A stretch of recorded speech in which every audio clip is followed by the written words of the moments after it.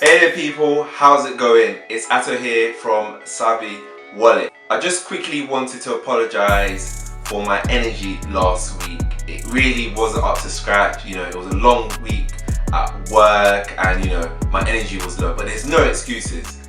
I feel like you guys that are watching me, it's a disservice to you if I'm not giving you 100% at all time. So from now on, it's going to be 200% every single week.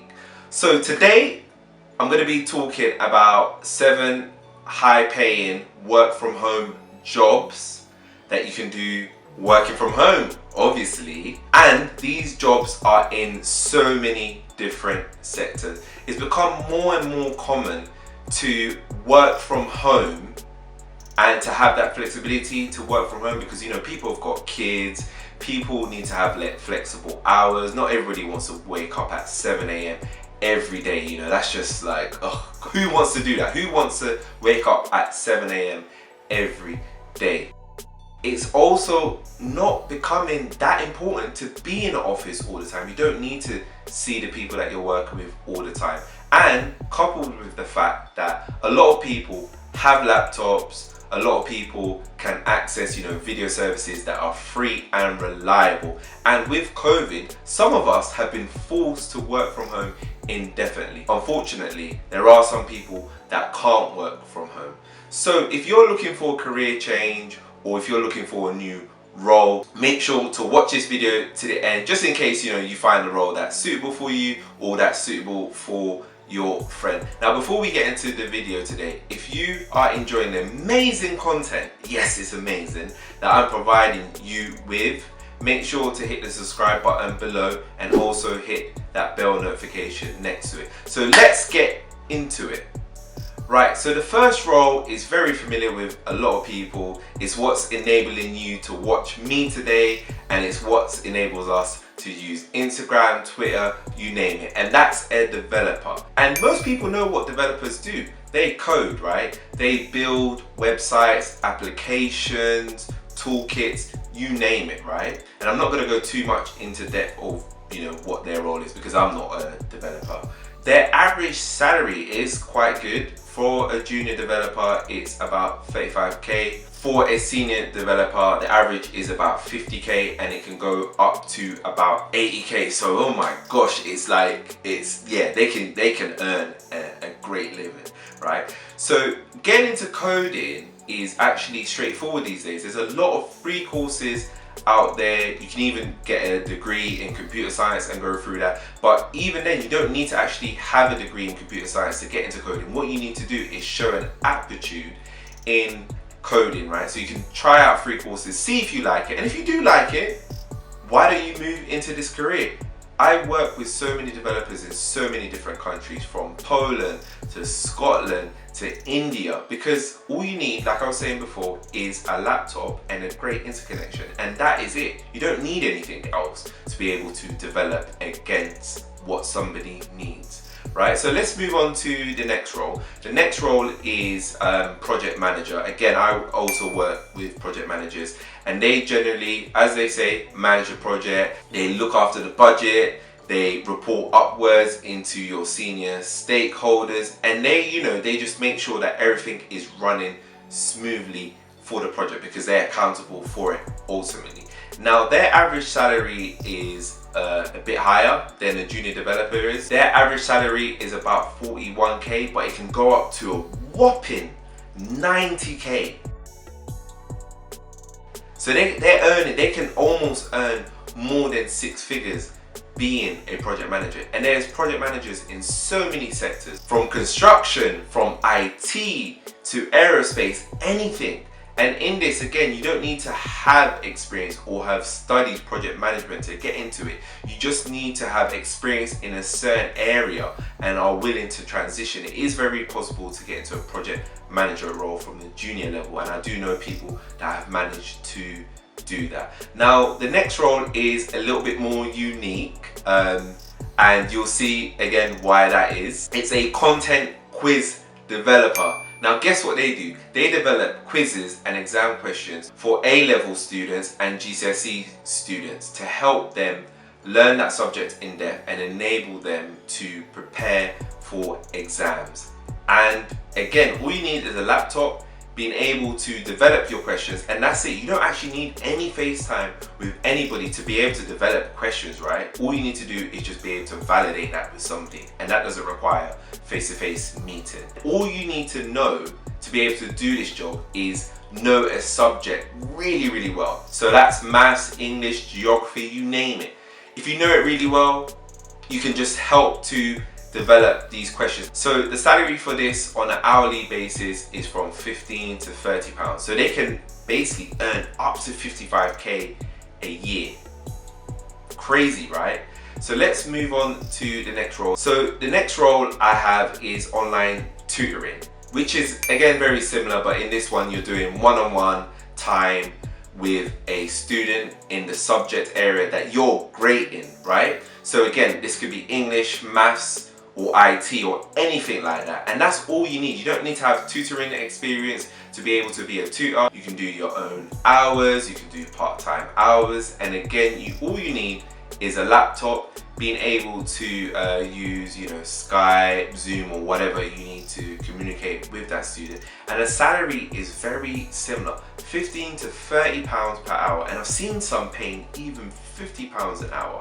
And usually how you get into online tutoring is you probably have to apply to an agency or a company that offers it broadly, and then they'll set you up with somebody to do it. So it's another great option. You can get yourself into online tutoring right from your home.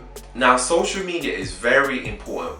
Most of us use it. Most of us use Instagram, Twitter, Facebook, right? And a lot of companies promote their services on this. So it's so important that this role was created, which is digital marketing manager, who manages the email, who manages social media presence, who optimizes websites to improve the user experience. Now, social media presence for a company is so paramount to their success.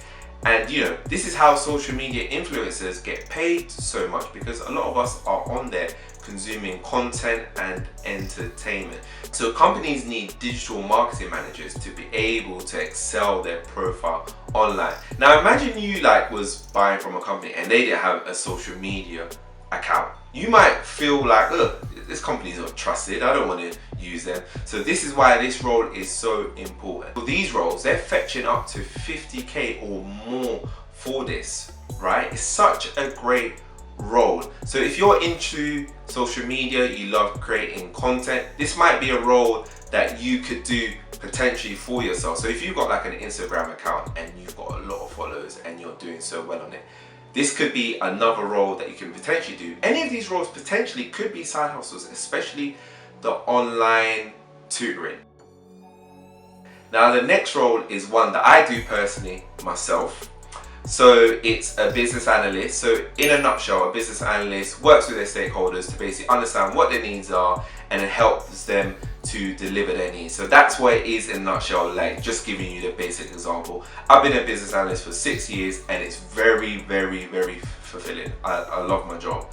And again, I work with people all across the world. I work with people I've never met. Can you imagine that? And all I need is my laptop and my internet connection. And this is my workspace. Where I'm filming, this is my current workspace. This is my desk, this is my work area, and then the rest of the house is, where I go to relax. So that's how easy it is for me. Let me know if you want me to do a video on how I became a business analyst and how to get into the profession. I think that would probably be good, for people who are interested in doing that. And again, the salary for a normal business analyst can go up to 50k, a senior one up to 75k and more. Now the final work from home job that I have for you, and it's a lot more flexible, it's a lot more creative, and it taps into your inner creativity, is starting your own business, right?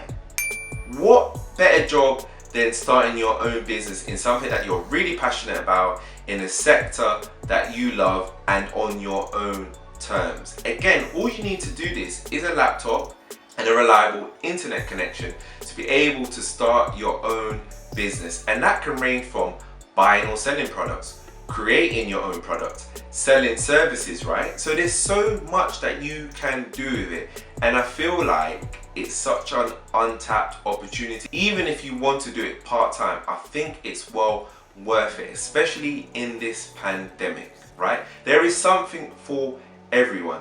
You can buy and sell anything. You can do basically anything on the internet. You can even write a blog about your life and people will be interested to follow you, because people want to learn from each other, right? That's why we read books, because we're trying to learn from somebody else, okay? So I've seen all of these roles advertised recently. They're in very high demand, like, you know, immediate hire, apart from, you know, starting your own business. But you see what I mean? And this list isn't exhaustive. There are a lot of other roles that you can do working from home. So just go and have a look if you are interested in making that career change, or if any of these roles are of interest to you or your friend, you know, good luck, and I hope that, you know, you find something for you. Just a word of advice, working from home isn't for everyone. You know, some people need to have that social aspect in their life. Some people can't cope, you know, being lonely.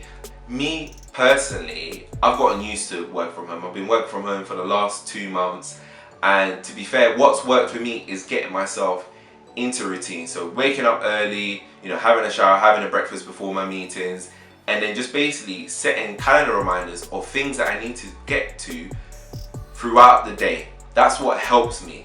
I remember the early days of, you know, not doing that, waking up at 9 a.m, you know, working from bed. That sort of stuff doesn't help you with your productivity. You need to be able to, like, you know, get out of bed and have a different space for you to work from. And like I was saying before, I have this space which is my working area, so that allows me to feel like I'm actually at work with like no sort of worries, right? So if you don't have all of these things, I mean, just don't stay in bed.